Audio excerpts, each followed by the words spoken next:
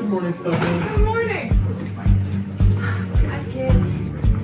A hot tea, please.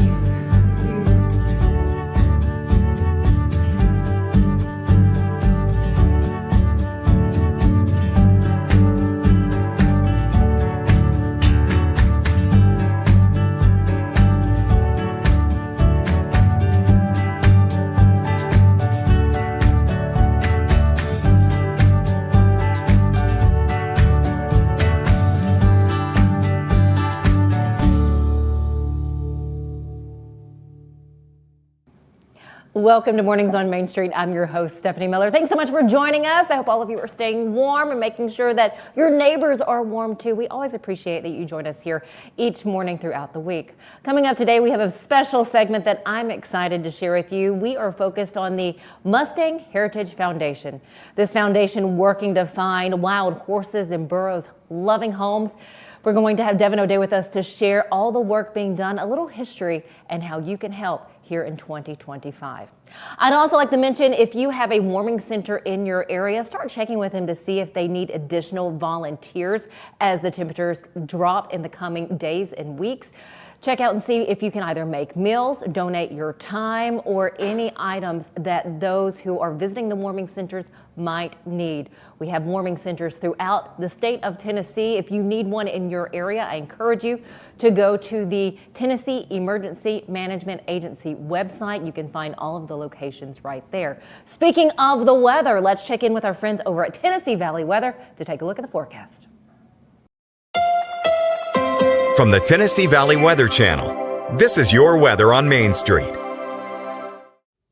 Good Friday morning to you. I'm Kelly Rawson here in the Tennessee Valley Weather Center with a check at your forecast. Today is going to be a relatively warm day for us in southern middle Tennessee, especially for mid-January. Temperatures starting off right around freezing around the 8 o'clock hour. We should be mostly sunny for the first few hours. Temperatures get up into likely the upper 50s, a few degrees warmer than what Futurecast is showing. But then cloud cover increases. We see a few rain showers by around dinner time, and then some heavier, more widespread rain will move in overnight. For your Saturday, we'll have cloud cover linger around pretty much all, or the first half of the day, I should say, and maybe a few leftover showers, but then that rain gets out of here, and very cold, bitterly cold air will move in beyond that for the second half of the weekend and heading into Monday and Tuesday. So brace yourself for some cold and, of course, for the rainfall that will be moving in for tonight into the overnight and for your Saturday. You can see that here on our 7-day forecast, with the bulk of the rainfall falling overnight for tonight with some lingering showers for your Saturday. I think all of the rain gets out of here before we get below freezing. If we do see some lingering moisture as we get to right around or below freezing, it'll just be maybe a few snowflakes, and it shouldn't have any impacts by any means. But then for the rest of your weekend, we'll start to clear out Sunday with a few clouds lingering around, but that's when the Arctic air arrives. Temperatures only reaching the freezing mark for your Sunday afternoon, and then we are even colder after that. Monday and Tuesday, air temperatures in the mid-20s, low temperatures into the lower teens, wind chill values expected to be into the single digits. So the big story for next week going to be that bitter cold and potentially dangerous wind chills. Hello, here's the latest news and weather from Main Street Media TV. In 2024, Vanderbilt Transplant Center set a record by performing 174 adult and pediatric heart transplants, surpassing any previous total by a single transplant center. 19 new laws impacting online safety for minors and transparency for renters took effect in Tennessee on January 1, 2025, with regulations requiring age verification on social media and certain websites, and landlords required to disclose key information to tenants. Hands-On, supported by United Way of Greater Nashville, calls for volunteers to assist Clarksville area urban ministries with daily shifts until March 8, aiding local clients by cleaning up after meals, providing hygiene items, and registering newcomers. The Stay Warm Shelter, managed by Deborah Alston Barr and located at the First Baptist Church in Gallatin, opened its doors last Friday, providing a warm place to sleep and meals for the homeless as temperatures dipped. Former state legislature Jeremy Durham is accused of violating a city ordinance by continuing to operate 2 short-term rental properties in residential areas of Hendersonville, despite a permanent injunction issued in October 2024. For more news and weather, visit us online at mainstreetmediatn.com. Thanks for watching.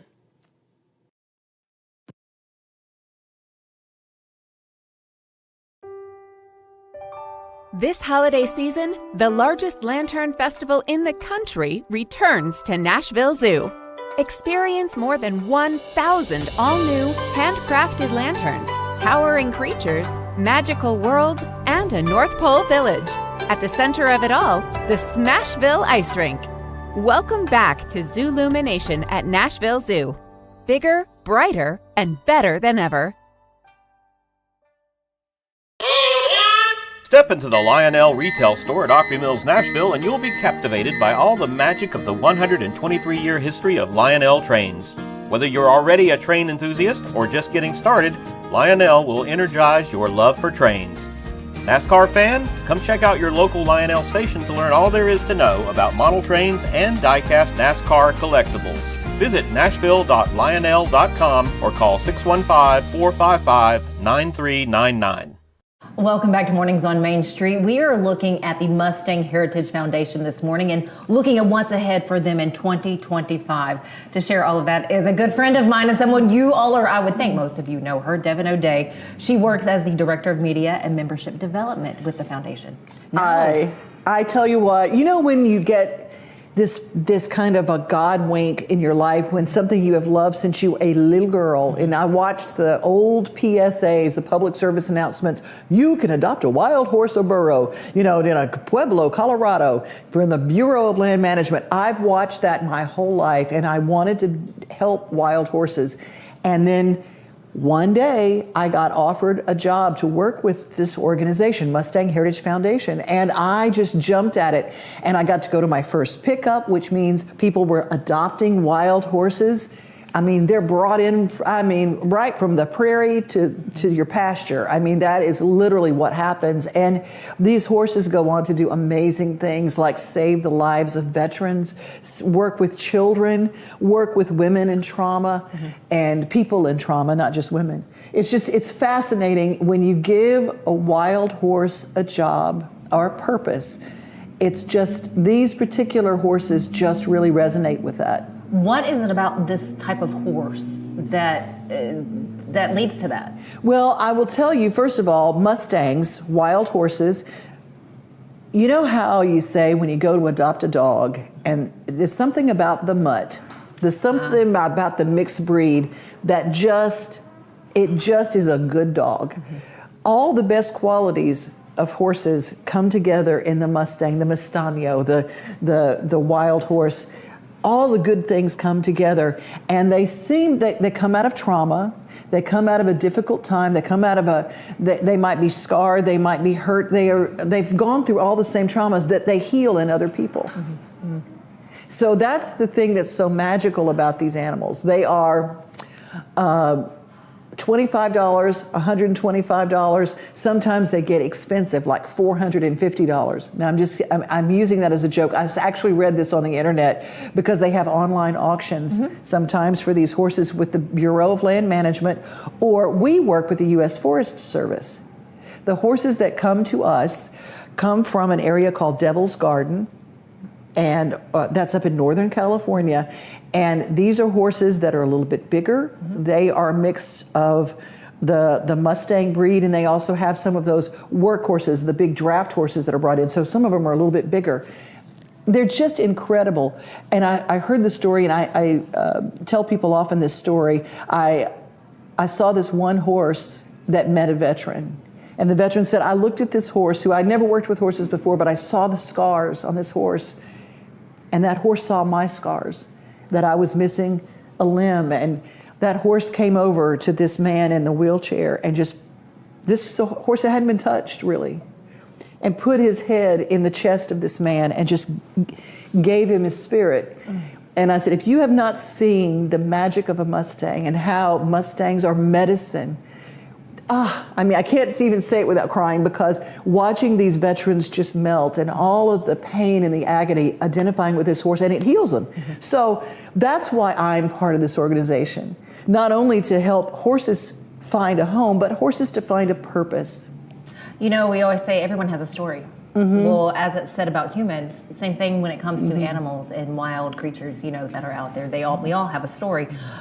This was started back in 2001. Before we look ahead at what's in front of us in 2025 for this foundation, how did this get started?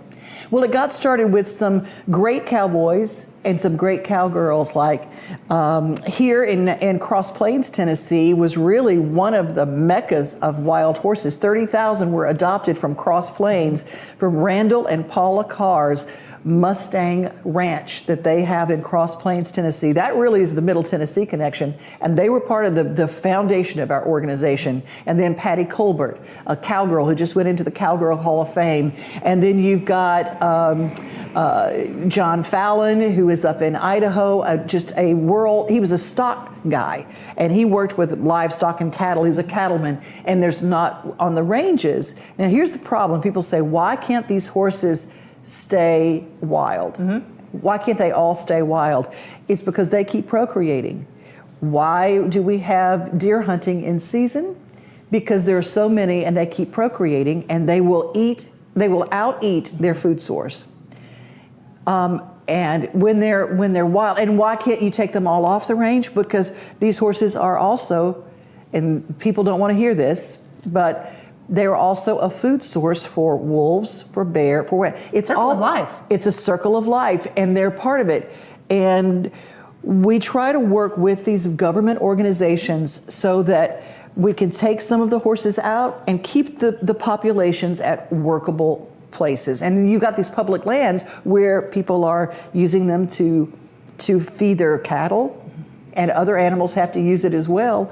The water, that's a big thing, is water source. You know, they're in the dry areas. When you think about the wild horses, you look at the wildfires that took place this year in Wyoming. Yes. That was wild horse territory. Their food source is gone now. So where are they going to go? But these horses have been here.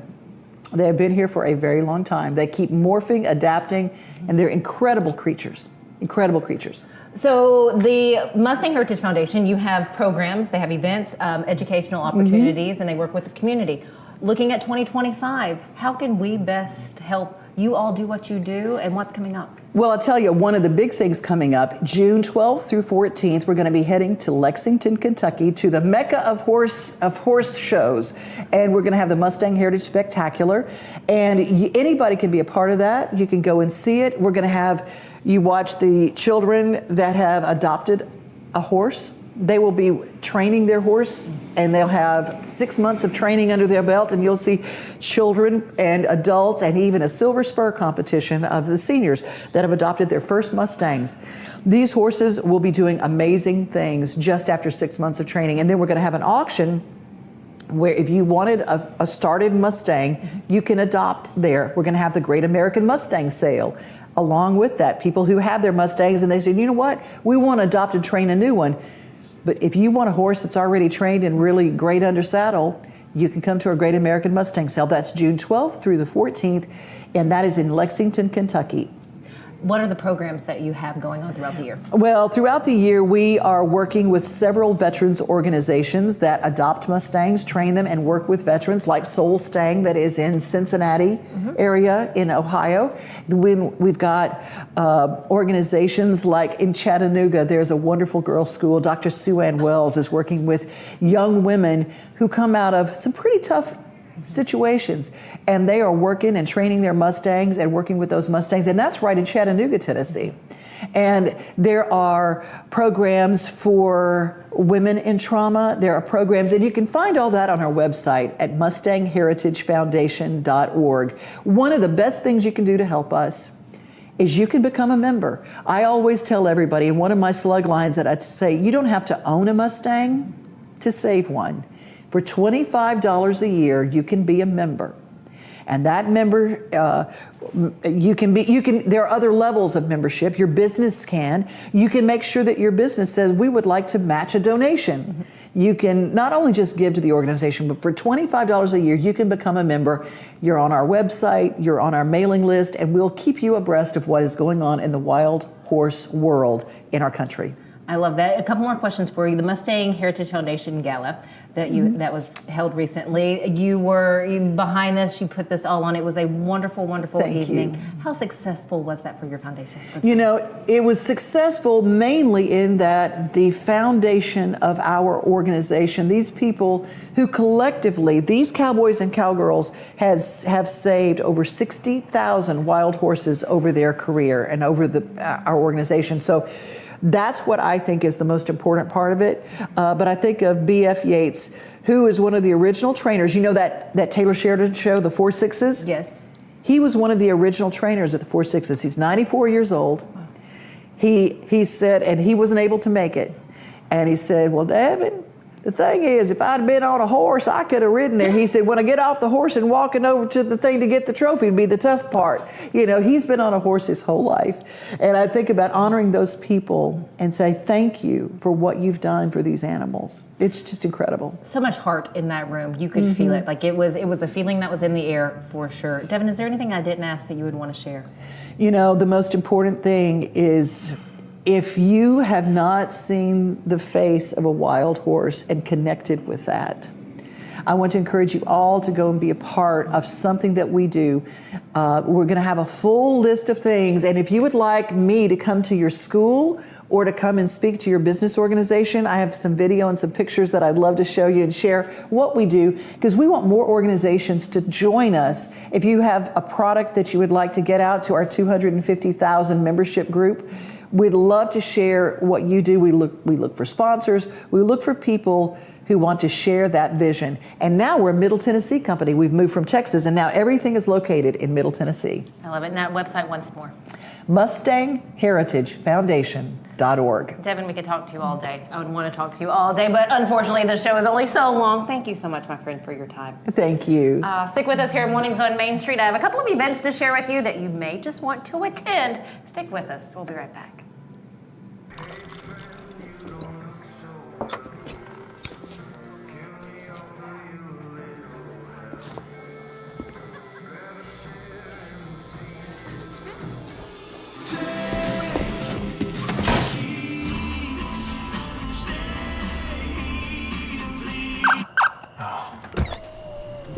You're seeing the signs too, right?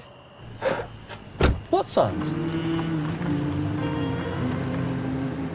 At Delta Dental of Tennessee, we know our success begins and ends with providing superior quality service, and that includes serving those who need it most. This year, we're celebrating 25 years of giving back to the community we call home. Delta Dental, along with our Smile 180 Foundation, supports Tennessee's dental colleges and oral health education, children's hospitals, free and reduced cost dental clinics, and other like-minded charities. Here's to the next 25 plus years of ensuring healthy smiles. Welcome back. Devon, again, thank you so much for your time and sharing your knowledge of the Mustang Heritage Foundation. We appreciate all that you shared. I'd like to highlight a couple of events coming up for the rest of the month that you might be interested in. You know, this past Tuesday, we had our Tennessee Traveler segment with Tom Atkinson, and he shared with us the sandhill cranes and the whooping cranes that you can find down in Alabama, northern Alabama. Well, let me tell you, in Birchwood, Tennessee, you have the Tennessee Sandhill Crane Festival happening the 18th and 19th. That is this weekend, so that is for bird enthusiasts out there, nature lovers. You'll have not only viewings, but entertainment and historical information and speakers there in attendance. Also happening right now for the month of January, it is Tennessee Appreciation Month at the Wonder Center and Science Museum in Dixon. Admission there is half off. I encourage you to go, take your little ones, take the family, and enjoy and explore what they have there at the Wonder Center and Science Museum there in Dixon County. And last but certainly not least, if you don't have enough to do, the January 31st through February 2nd, you have the 35th Annual Antique and Garden Show coming up. I always like to get this on the calendar because it is a great event with a lot of information. And this year's keynote speaker, friends, it is Brooke Shields. She'll be there speaking at 11 a.m. on Friday the 31st. So once again, that is the Annual Antique and Garden Show. As always, thanks for joining us here at Mornings on Main Street. Enjoy the rest of your day. Have a fun and safe weekend. We'll see you back here on Monday.